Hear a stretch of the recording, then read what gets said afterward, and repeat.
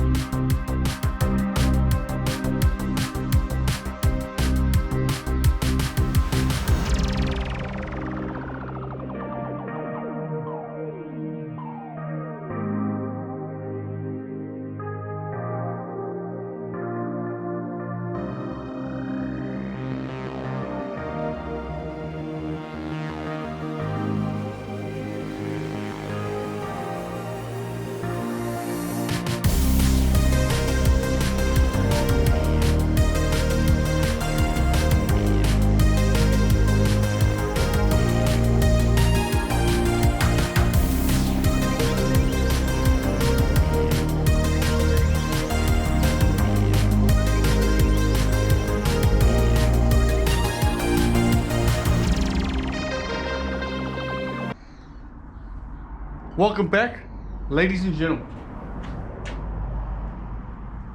Today we're going to be servicing the Triton. It's due for its second annual service, or 30,000 kilometers, whichever comes first. As you can see, there's a lot of lying around from when we were last here, so I'm going to quickly neaten this up, and then I will get back to you.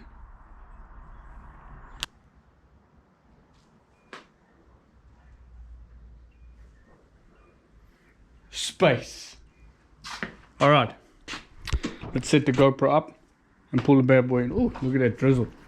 Ooh. And if you don't know, that is why Snoop Dogg carries an umbrella. For drizzle. What?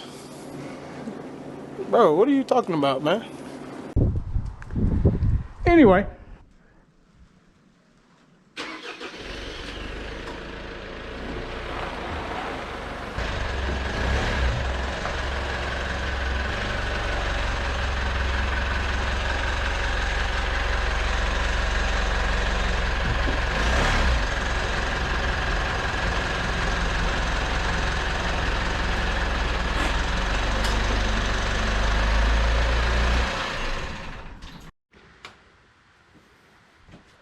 Okay, so these are the service parts you have, or we have, on a second annual or a 30,000 service. You obviously need to replace oil filter, fuel filter, your cabin filter, and brake fluid. Now, if you're doing the service yourself, you can obviously dictate what you want to change or what you don't want to change depending on your budget, although it's always recommended to stick to the manufacturer's sort of specifications on service intervals and what parts are exactly required. All of a sudden it's coming down with rain. It's kind of nice. So to clarify that up, Mitsubishi is nice enough to put in the service manual. Whoa! Slow down there, Chief. I think you mean owner's service booklet. You can continue. A breakdown of the services, what gets replaced when, and as well as labor times. Let me actually show you that. In your service, in your owner's manual, you'll have this, which is your service plan, warranty for light commercial vehicles. It normally has the picture on the front of it of the respective car that you own. So if you open it up, it'll have obviously basic information about owner, so on and so forth, and the contents and breakdown on service intervals and what each service means in respect to the type of service: A service, B service, C service, things like that. Service recommendations. Ignore this section here about extended service intervals. Stick to the recommended service interval: 15,000, 12 months. In my opinion, 6 months, 7,500 kilometers, at least, to do your oil and oil filter every 7.5 and 6 months. But if you can't, for whatever reason, 15,000, 12 months. Don't go any longer than that. Trust me. Okay? Anyway, so on your recommended lubricants and fluids page, as you can see here, it's got a breakdown of what fluids or the rating or the specification of those fluids that the engine takes. Transmissions, automatic or manual, the differentials, power steering, brake fluid, and the cooling system. You'll see it has a service schedules laid out. There was my 15,000 that was done by Mitsubishi at 7,194 kilometers. I wrote the incorrect date on. It was done on the 24th of the 4th, 2023, not 2024, because this year is 2024. Last year was 2023. I've already filled in the area that I'm servicing now. I did service in between. I just can't remember the exact mileage, so I'll have to go back and on the invoice for the parts that I bought and fill that in at a later stage. But anyway, regardless, as you can see, it gives you a breakdown of the time as well as the mileage, and behind there lightly you'll see a letter S, S, A, S, B, C, S, D, S. If you go to a page before, it breaks down what an A service is, B, C service, D service, E service, F service. S is just an interim service, it's just an oil change, or sometimes they refer to it as an inspection. But if you, for example, will be carrying out a B service today, so if you want to go see what is entailed in a B service, you can have a look here and it'll tell you directly operations inside the engine compartment, operations under the vehicle, operations inside the vehicle, operations outside the vehicle, operations after engine is warmed up, service B, and the service time for that service, which is 3 hours. So it even tells you what the dealership should be charging you. It gives you a breakdown of what you'll be replacing, how long it takes to do the service, and basically all the checks that are involved. So you can use this information to service your vehicle and look after your vehicle. If you take it to the dealership, that's fine, but maybe after a period of time you want to refer to what you'll be replacing, then you can go on and have a look at this book and you can find out exactly what needs to be replaced service interval wise on your vehicle. If you're an independent shop, you can also refer to this if you need to, gather up information about what you're going to be doing on a particular service. But irrespective, if we go have a look here, so on the B service we have replace fuel filter, which we have. We go down, that's just checking, check.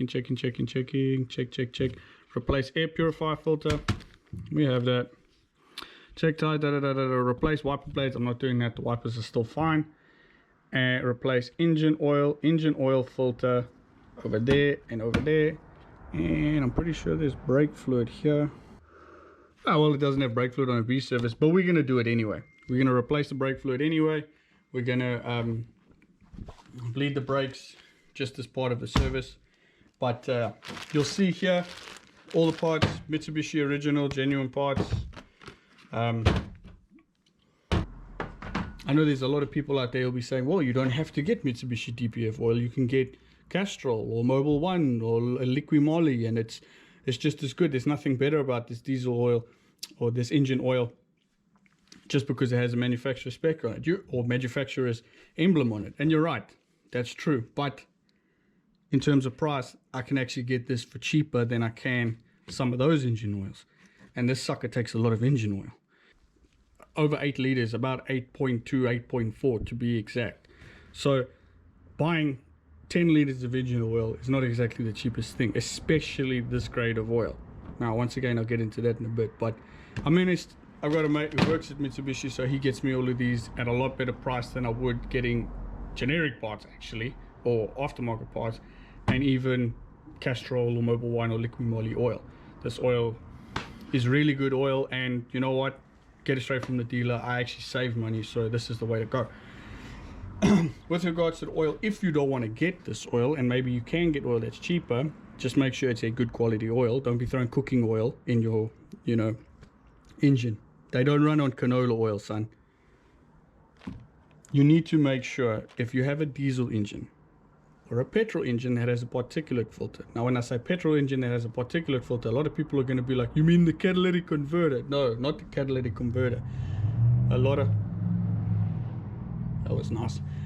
A lot of modern engines, diesel obviously, but petrol, European cars as well, mainly the high performance German ones, they run gasoline particulate filters, GPFs, and the diesels obviously run a DPF. You need to make sure you are using ACEA C3 grade oil. This oil is graded to work for diesel particulate filter and gasoline particulate filter engines.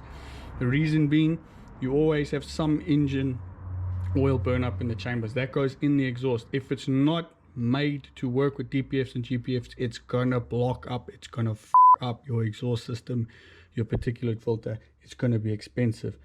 Please remember, somebody may say to you it's a 530. That's great. Viscosity, wow, brilliant. APIS SNCF ACEA C3. These are your grading standards. I think one is American and one is European standard. I'm not 100% sure, but you need to make sure it's a C3 if your vehicle has a diesel particulate filter or a gasoline particulate filter. Trust me, if you don't, you're going to regret it, and you're going to contact me one day and you say, Graham, you were right. This is the oil you need if you have particulate filters, C3 grade. Nothing else has come out that's a grade higher than this yet that I'm aware of. C3 is the best you can get for this, but that may change in the future, or we'll probably be driving all electric if the wackos get the way they want. Anyway, so let's start by going over the vehicle and figuring out exactly what we're gonna be doing.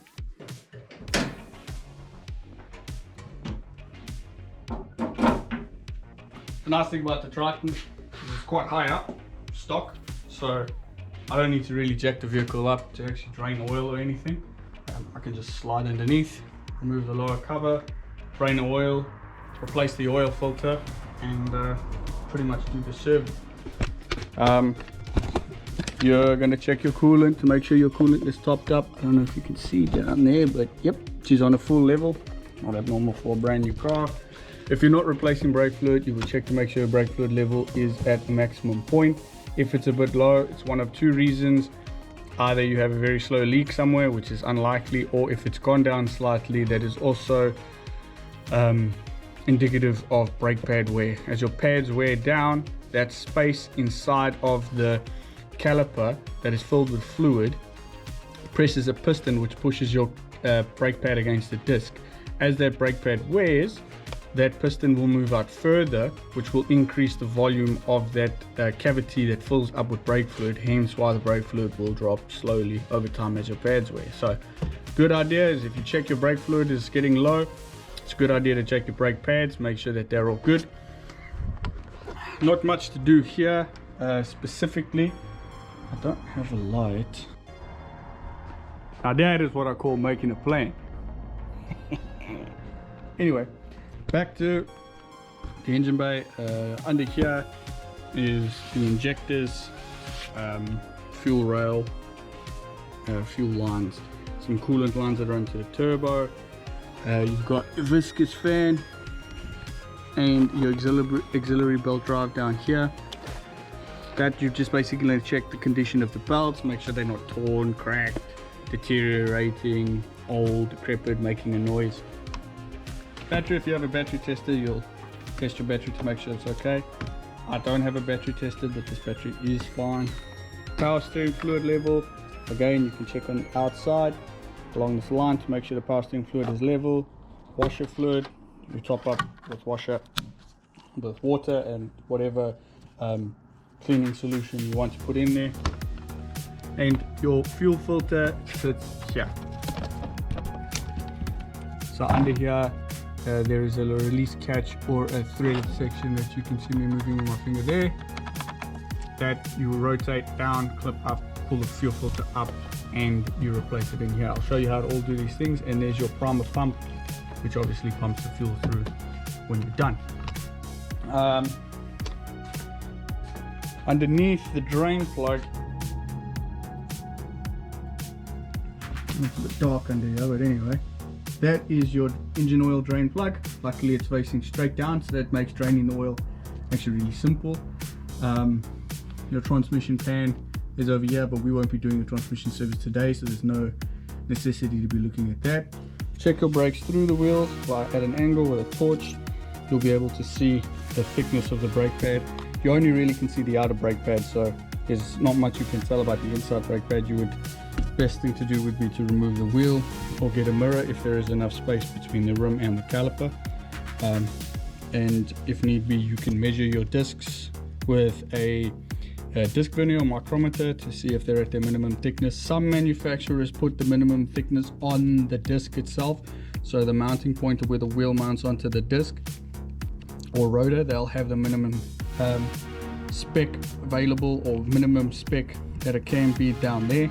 Engine oil filter goes, that sits underneath this bad boy, so we'll be taking this cover off, exposing the engine oil filter, and then we'll drain it from there. So first things first, before we do anything, you know what we've got to do first. That's right, scan for code. So start it up. Gotta get the keys first, Graham.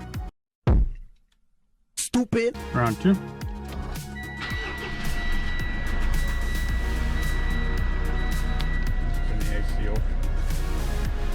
There you go, 17,131 kilometers.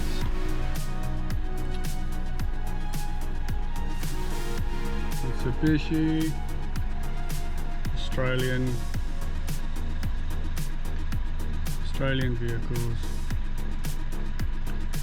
2019 is the latest I got, because obviously I haven't done an update on my Snap-on, which I need to do. But a 2019 Triton and a 2022 Triton is an MR Triton. They are both the same. 2.4 litre diesel with the 4N15. And we hit a code scan. Alright, 18 control units. Right side full view camera. Okay, that was when I went in to get panel repairs on the door. They obviously disconnected the mirror. Rain light sensor always comes up for some reason. Adaptive cruise control, forward collision mitigation, radar blockage. Yeah, that's when there was ice on the windscreen. Forward collision mitigation, automatic high beam. Yeah, that's all indicated. Mirror indicator, store DDC. So just the stuff from the day that I went into the panel shop to get the door repaired, but no engine codes, no transmission codes, no anti-lock brakes, no airbag, no air conditioner, no audio unit codes. Right, so in that case we can drop this down. The reason I always do a code scan first is because generally, not so much with my vehicles, but with a customer's vehicle, I want to know what faults are on it, irrespective of if there's a complaint. I want to know what faults are on the vehicle before I touch the vehicle. That way I can tell people beforehand, hey, there's a problem in this system, whatever the case may be, so that I can avoid the situation of, ever since you changed my brake light bulb, now my transmission is slipping. Do you understand what I'm saying? It's very important to scan the vehicle to check for any codes. That way you can also differentiate if there is a problem with the car that you have induced after working on it. So scan the codes, see what's there. If there are any codes, you could report it to the customer. If there are no codes, then you know everything is fine and something goes wrong later. Not that I'm saying this happens often, I'm just saying in this industry it is your responsibility to always look after yourself and make sure that you have all of your information in a row when working on somebody else's car. And I know there's a lot of people out there that will say, oh, mechanics are shady and mechanics are just out there to get money from you and da da da da da. Let me tell you something. For every single one of the mechanics you claim to be, for every single mechanic that you can show me that you think is dishonest and disloyal to this trade and this profession, I can show you customers, people, human beings who will try set mechanics up in order to get work done for free, or to blame them for things on their car that they already know about. They made themselves or somebody else did on an attempt to repair it for a cheaper price. I've seen it before. I've had it happen to me where somebody has tried to get me in a situation where I had to pay or repair something that I had nothing to do with, and I ended up having to gather my evidence to prove myself right in that point, and I never saw that person again after I showed them the evidence of everything. And that right there is evidence. It has a time and date stamp of when you scanned the car. If that fault is there before you have touched the vehicle and it's there after, that is your proof to say that issue was there before I even touched your car. Irrespective of things like, hey, that system doesn't even correlate. I replaced your brake light bulb. That has nothing to do with your transmission. But regardless, now we're going to drain the oil and we're going to do the service. Alright, so first things first, this bottom plate has to come out. It's 4 12s, 1 2 3 4. To remove it, and this extension is a bit of overkill. Slowly remove these a little bit at a time, and it's much easier. I don't remember Mitsubishi having these cutouts when I used to work on Mitsubishis, but anyway, nice little addition. Makes it easier to get your socketing a little bit and then slide the plate out. So there is your oil filter. Right in front of the engine, easy to access. Oil does kind of get on the sway bar and some of the pipes, so you just got to move that out the way.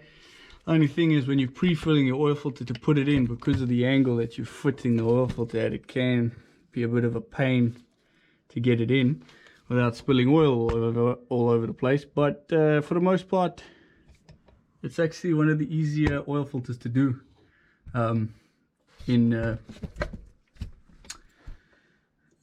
terms of servicing. Before we drain the oil, we can just open up the oil filler cap, place that somewhere safe.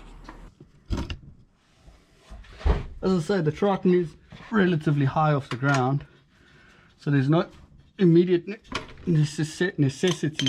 There's no immediate necessity to jack it up, but because it takes a lot of oil, we're going to have to be quite slick with changing over the 2 oil drain pans.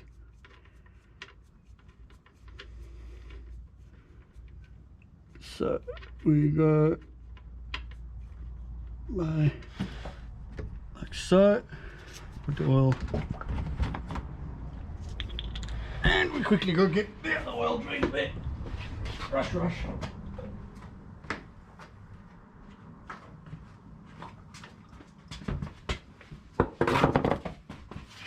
This should fill up relatively quickly.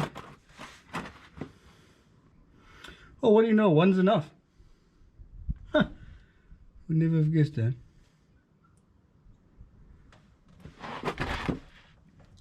I can close this now. It doesn't need to breathe.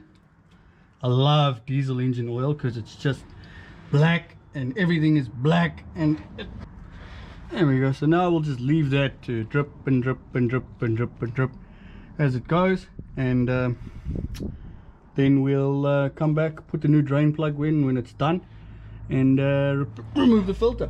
Let's fit the drain plug back.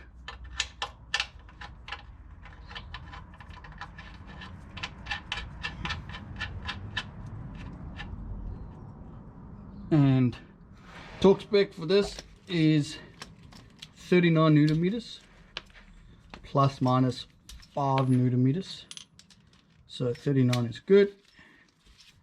Torque wrench on, nice and even movement.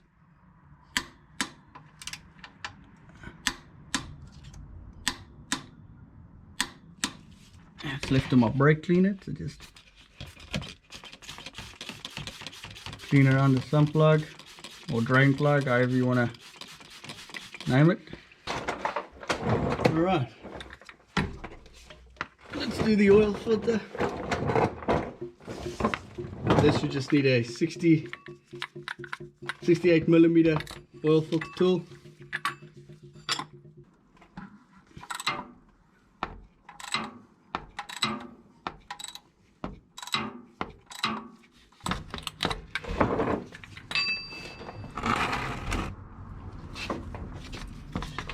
Move that pipe out of the way, and then you slowly remove the oil filter and allow it to just drip nice and slowly into the oil pan. That way you can control the flow coming out. You don't get oil all over the place. Theoretically, of course. Sometimes it goes to shit anyway.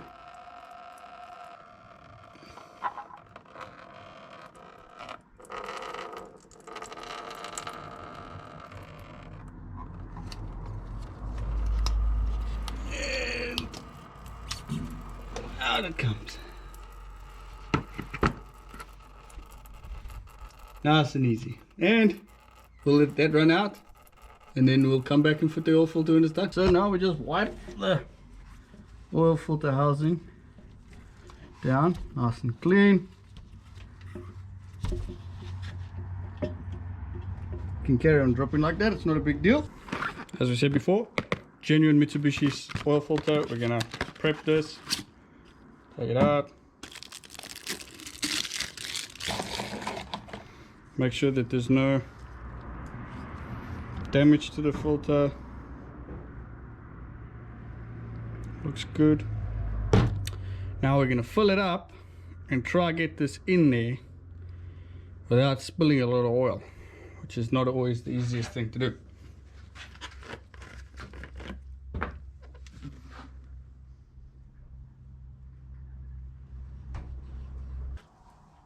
That should be good enough. We just want a little bit for the oil startup pressure. I gotta try being relatively smart about this.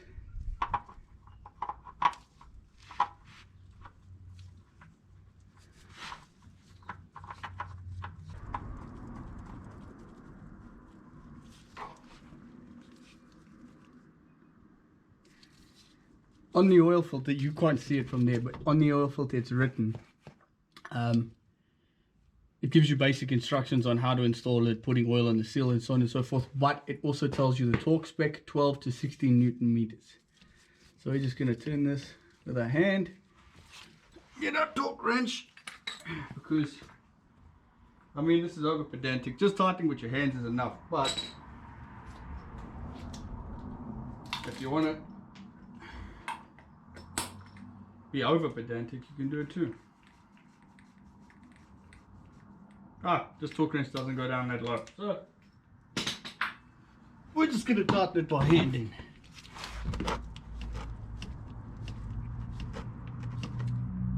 And that's enough. Just nice and snug. It doesn't have to be anything crazy. It's just an oil filter. We're just going to wipe around here.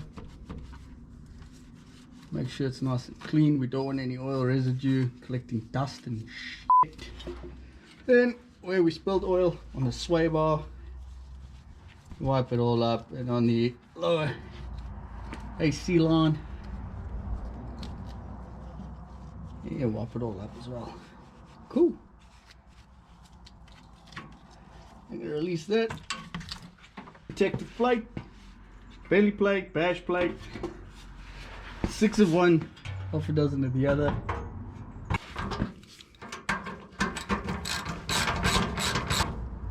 It's times like this that I always say to myself, when you're gonna buy yourself a hoist, man, then you're just gonna man up, get the workshop, buy a hoist, and now you're loosening at your moped.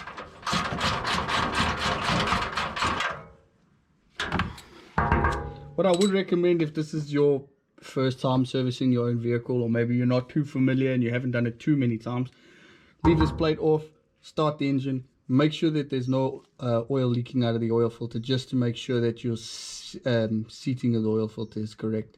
If the oil filter doesn't turn in very smoothly, I mean very easily, that means your threads are not lined up correctly and you need to back off. Don't cross thread that. You're gonna make a very big headache for yourself. The other thing is, always make sure, like I said, you clean off the oil filter housing where the mounting face is for the rubber.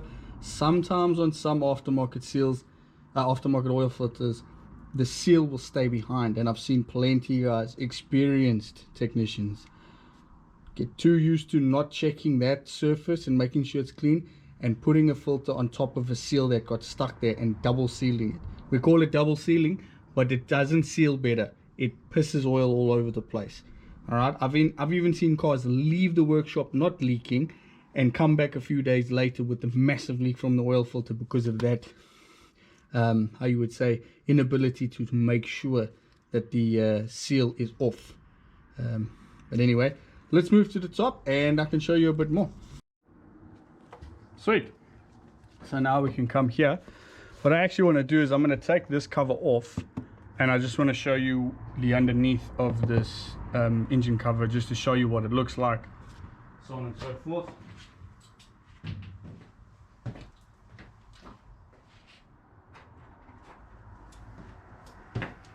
This cover is really easy to take off. It's just literally 3 10mm bolts.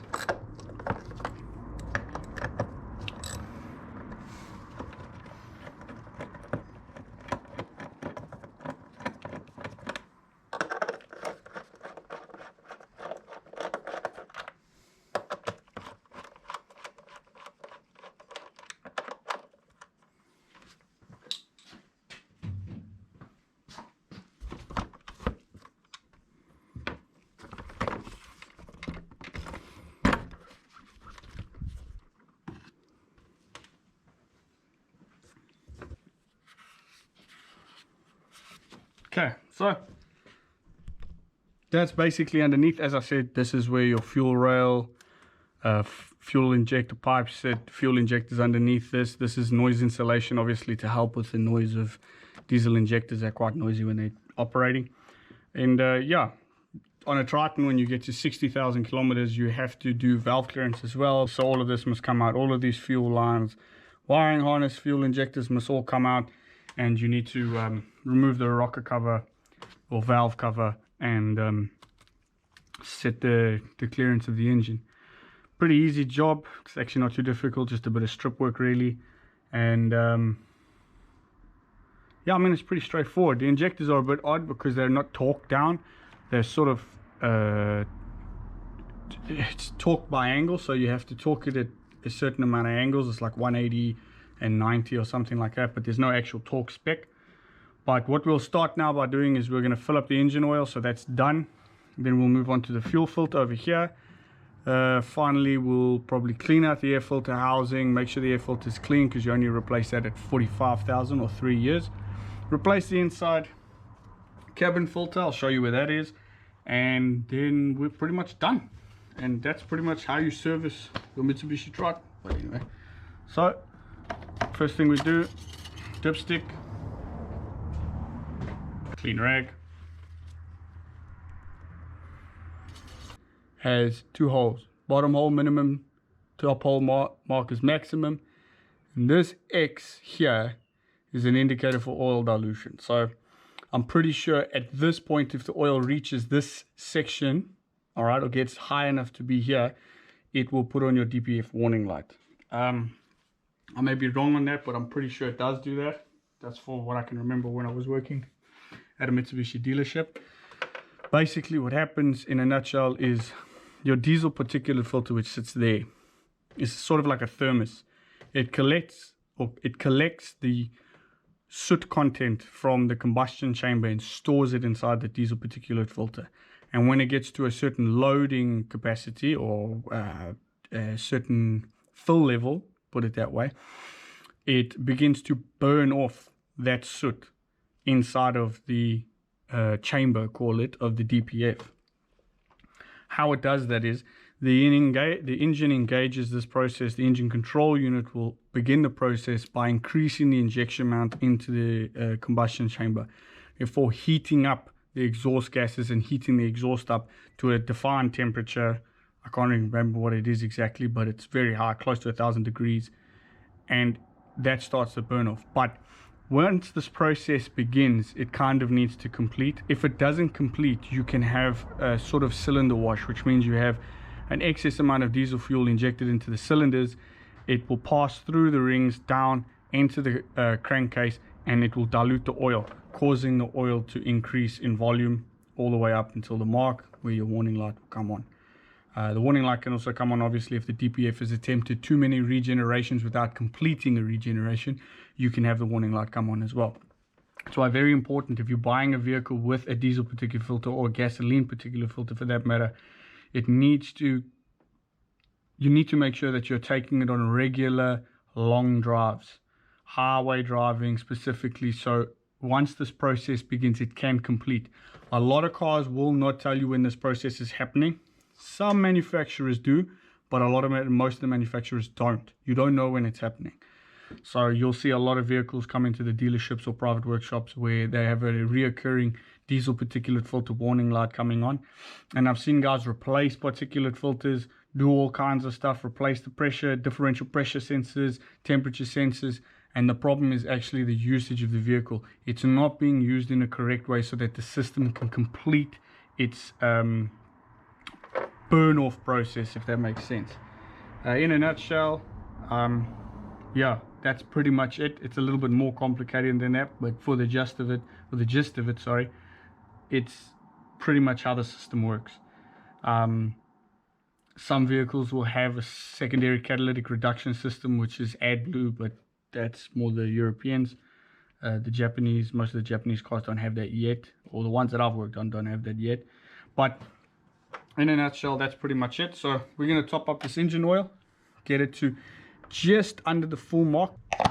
As I said, it takes around 8.4 liters, but we'll just start by filling it up 5 liters and check it from there.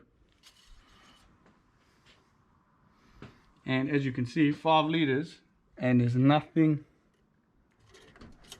even on the dipstick.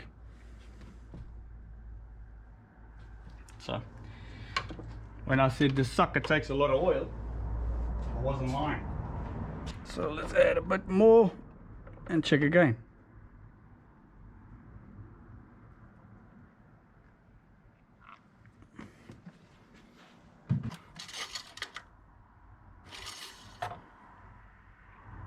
And that is pretty good for now. I'm happy with that. So that oil level might drop a bit, it might stay the same. We will find out when we actually do the once we're done with the service completely. Right, fuel filter, not as complex as you think. You don't really need to remove all of these pipes and stuff. You can actually take this top housing off. So how it works is you have to loosen this latch, which still the same lefty loosey righty tighty. So tightening would be turning left for you looking down, turning right for you looking down would actually be loosening it. So we'll do that quickly. These actually have a clip on them, or a clip in point, so they can be quite difficult to loosen after a while. So what I normally do is I just put a small screw or a screwdriver in there and I crack it. Now it's nice and loose. You'll see that there is two, I don't know if you can see from there, but there is a arrow, that arrow marking on the housing there. That needs to be lined up this side, pretty much right underneath this line. That indicates that it's locked in place, but you will feel it when it locks in place. It's pretty distinct and you kind of can't get it wrong. You could still get it wrong, but anyway. So you just loosen it all the way down. Again, you're going to need a rag because a lot of diesel fuel is going to come out here and run down along the body, which is not a big deal because diesel is not really like brake fluid, so it's not hygroscopic, so it's not going to absorb moisture and peel the paint back. Also, it's not corrosive in any way, so it won't damage your paint, but just a little bit less of a mess to clean up. You simply pull the lid up like so, and there's the spillage I was talking about. You can then just move this one side out of the other way, and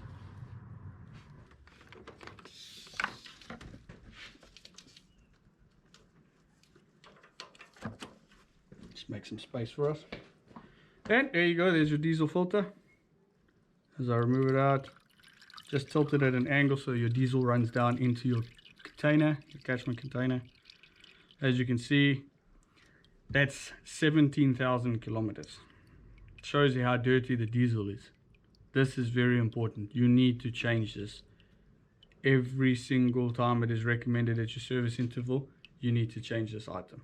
A good thing to do is to just check inside of the container, the catchment container, to see if you can see any metal filings or anything. The seal can be removed, the outer seal. Alright, new fuel filter. So, our new seal, you can just take a little bit of diesel oil and put it around here.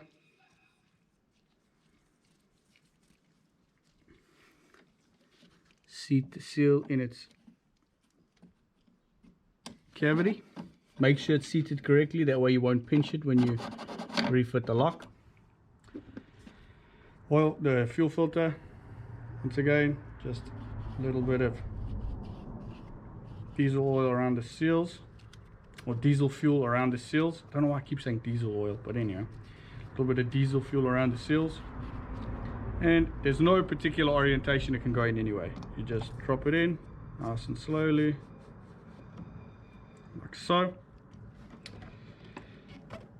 Get your housing back.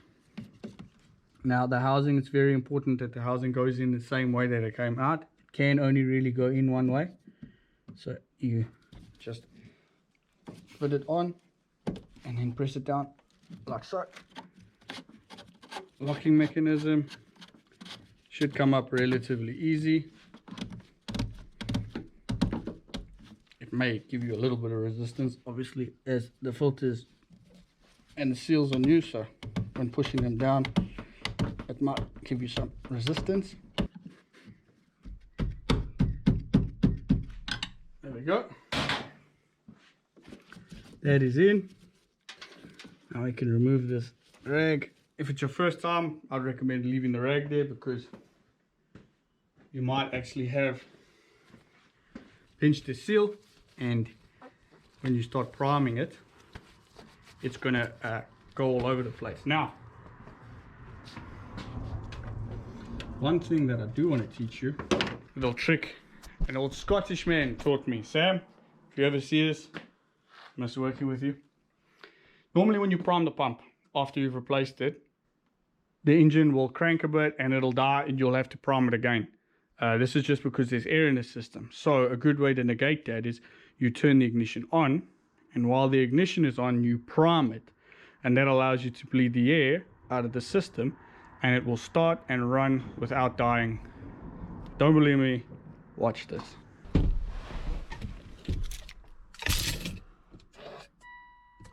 Ignition on.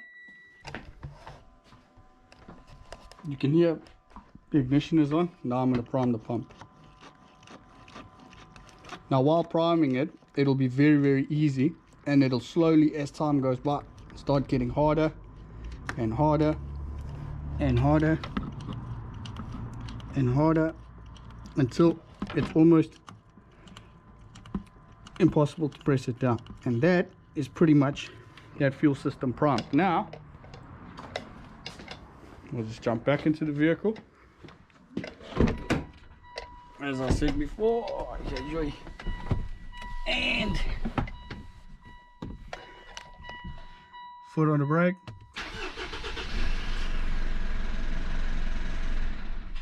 Ah, I was wrong.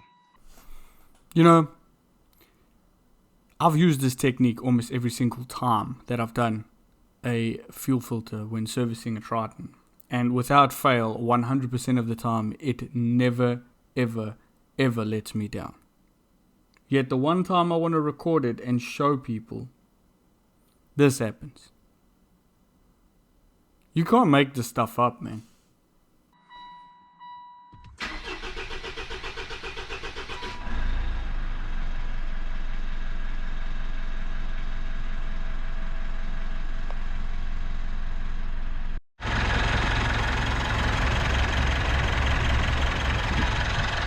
Congratulations, if you've reached this step, you've just officially done an oil change and fuel filter change on your Mitsubishi Triton. Well done. Now, let's quickly get to cleaning the air filter, bleeding the brakes, doing the cabin filter, and then we're officially done with the entire service. Okay, I'm going to remove the air filter. That's simple. Sorry, I did this beforehand. Two clips. And then these two clips that retain the wiring harness for the EMS sensor on, you can disconnect the EMS or airflow sensor if you wish. Route it over there. Lift the air filter up and, or the air filter housing, sorry. Remove your air filter. So yeah, I mean generally it's a good idea just to get rid of all the crap that's in here, and that can go back. And then what we will do is block up the intake with a rag and quickly blow out all of that crap.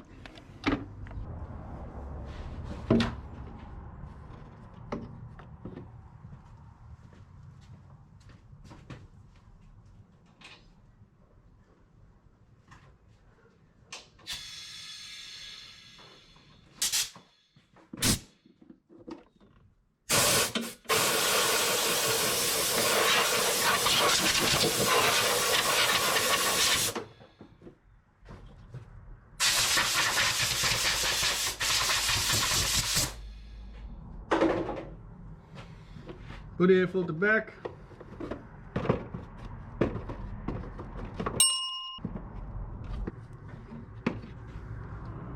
Don't forget this rag inside the air intake. There's two tabs at the bottom. Slide them in. Make sure that the bottom of the air filter housing is secure. The two clips, easy.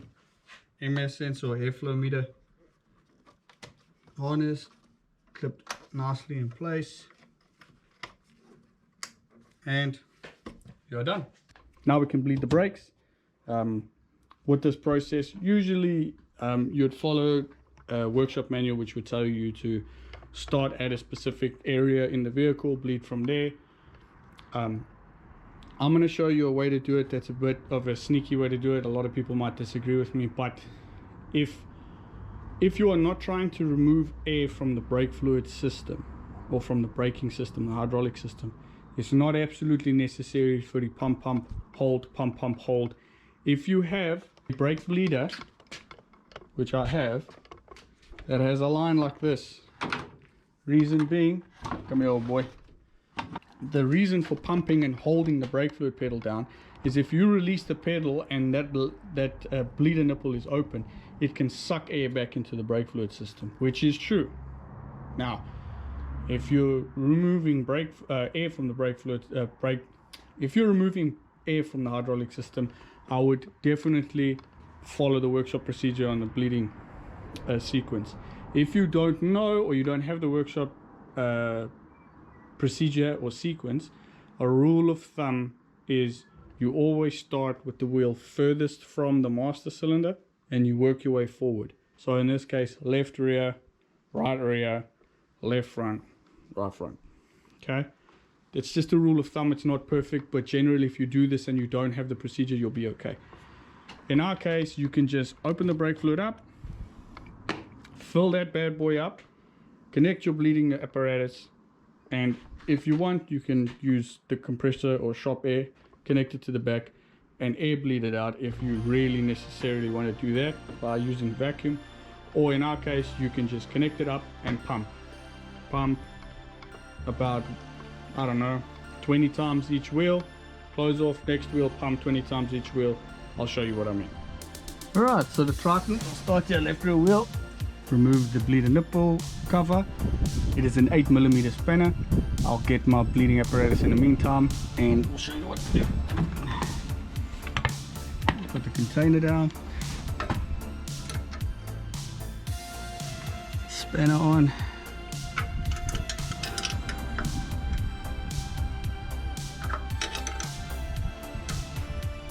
Alright, now I'll go pump the brakes and you can watch the brake fluid bleed out.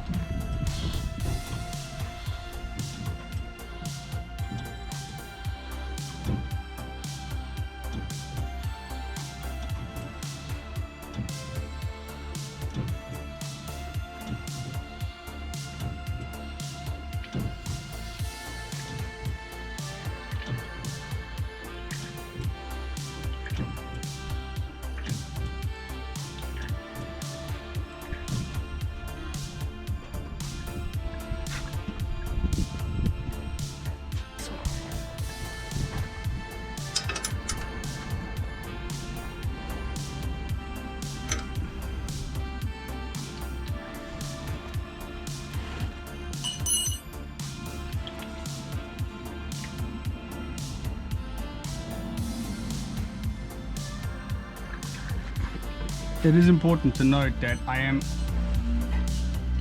also topping up the brake fluid after I do each wheel.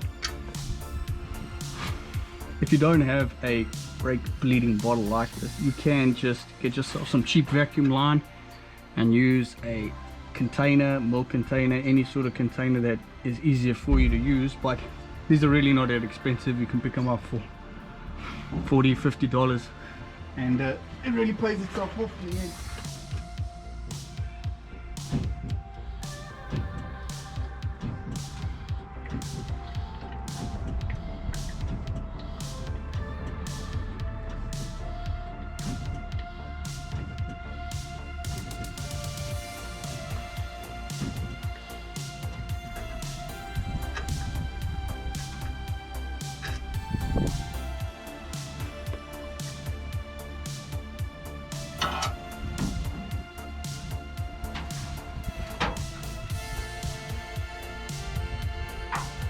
Right, front is the same.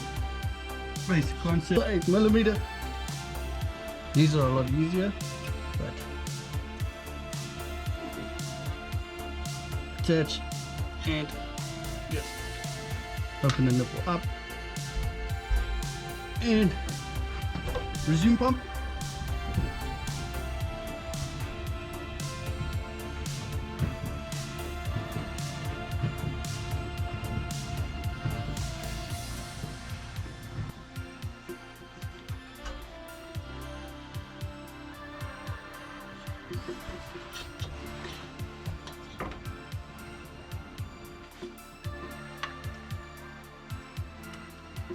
So for this one, I'll show you what I'm doing inside the cabin, because you've already seen what I've done at the wheels and the principle is the same.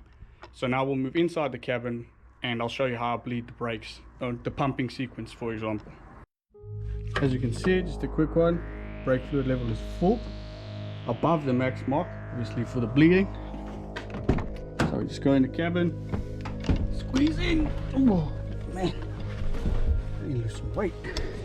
And basically all I am doing is that.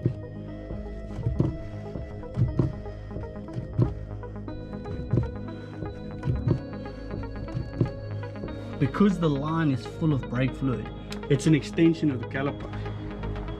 Air is not going to get sucked in when you release the pedal. Just the small amount of brake fluid that's in there will return up the line. So if it goes back into the caliper, you're golden.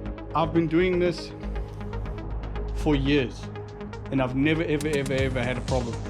Never once had a car come back with spongy brakes. It works 100% of the time if you're just careful and you know what you're doing.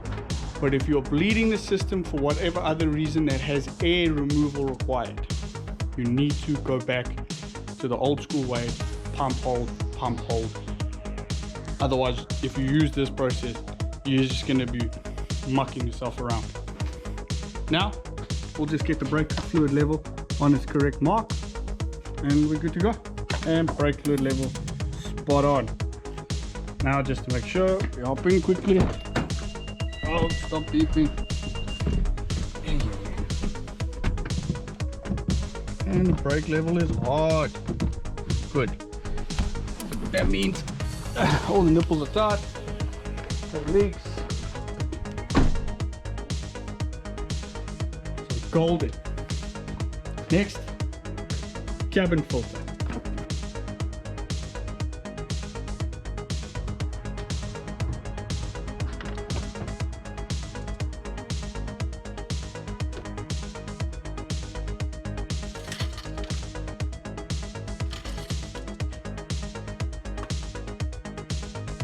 Yeah, I'm happy with that. Almost on the mark. It'll expand a bit with the temperature, and as you can see, pretty much black already. Jesus. Your cabin filter sits inside the glove box, or behind the glove box. So what you do is you raise drop the glove box down and then you move aside and you remove the entire glove box. 2 clips, there. You pull these inward slightly so that they pass the rest of the dash panel, and then you've got the sort of dampener here that reduces the speed of the way the glove box opens, so it doesn't bang open when you remove it. That's a bit better, but so this is where the cabin filter sits. So 2 tabs on the side, removes this cover. Make a note of how the filter comes out. It is airflow oriented, whatever. But you just pinch this sponge, slide it out. Actually not so bad. New one in. Same way, as you can see. A good idea to make sure that there's no leaves inside the fan, otherwise that'll make a noise when you turn it on. And in and on, and then we fit the glove box back. How it clips in. As you can see, this bottom clip, that bottom clip goes onto those corresponding slots. Clip it on so, you push it in, it'll clip like so. Now it'll actually hold itself, well, it's supposed to hold itself. There we go. It'll hold itself in. You raise it up to the side. Trying to do this with one hand, it's not exactly easy. You clip this dampener in like so, fits like that, and then you can just give it a good old-fashioned push and it's back in and you're done. Pretty easy, huh? Makes you wonder why the dealers charge you 6 hours to do that. Now I'm going to show you how to do the small quantity injection learning process, which is supposed to be done after every service. What is inject a small quantity learning? Well, injection quantity learning is basically, in a nutshell, it's to do with emission control and also noise level control of engine operation. It's just a way for the ECU to calculate injection so that it can control pilot injection, I think it is, or calculate the pilot injection, and it does it at idle at different engine speeds. So it'll increase and decrease engine speeds, but you have to get the engine to operating temperature, and I think the coolant needs to be 80 degrees Celsius before you can engage that process. So I'll show you quickly at the end of the video how it is, and you guys can have a good look. But most of you won't be able to do it because you don't have an actual, you might not have a scan tool or a diagnostic tool that has that capability to do this on the vehicle. It's a program on the vehicle, but obviously the scan tool has to have access in order to do that. So you might not have that. It's not absolutely necessary after every service. I like to do it. It's just, it makes me feel better. It's not really priority or a requirement. Okay, engine idling. I'm gonna get it hot enough to do small injection quantity learn, but I might do that at home. That way I can drive the vehicle on the motorway, get it nice and hot. Temperature needs to be between 80 and 90 degrees on the engine coolant, and about 60 degrees on the automatic transmission oil temperature. Driving, and we are on 50 degrees for the transmission and 77 degrees for the engine. These run really cool, you could say. I mean, obviously I'm driving at the moment on the motorway, so it's going to have a lot of airflow and cooling it down, but yeah, if you've ever tried to heat one of these up to correct temperature to run this, it takes a very, very, very long time. And we're running. Now what I didn't capture is I got the engine to 80 and the transmission oil temperature to 60, as you can see there, and engine temperature is now 79. But there you can see condition of small quantity or small injector quantity learning on, and now in small quantity injection or small injection quantity learning in progress. So now for about 3 minutes the vehicle's gonna do that. It'll raise the RPM a bit and then drop it.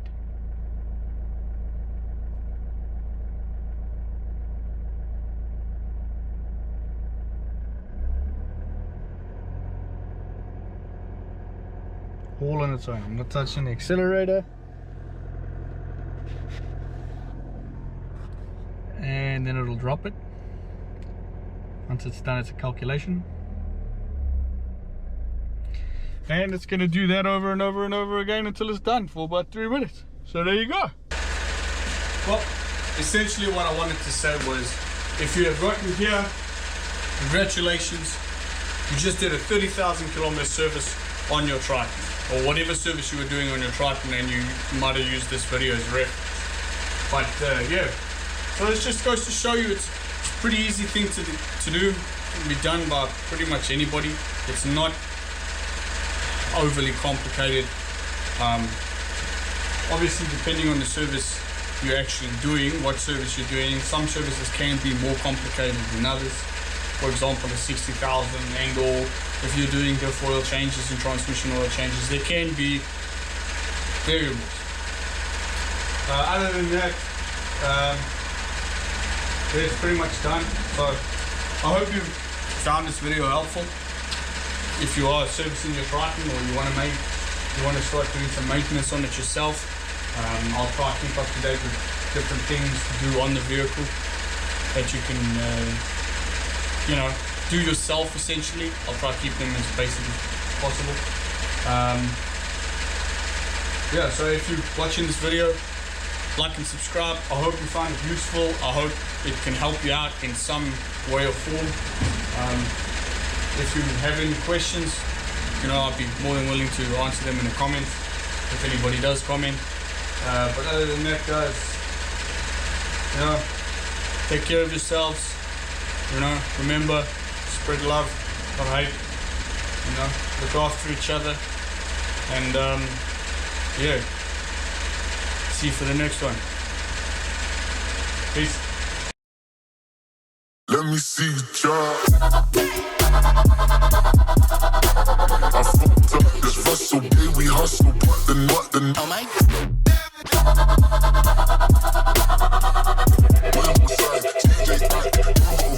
I fucked up this Russell, yeah, we hustle, but the oh my.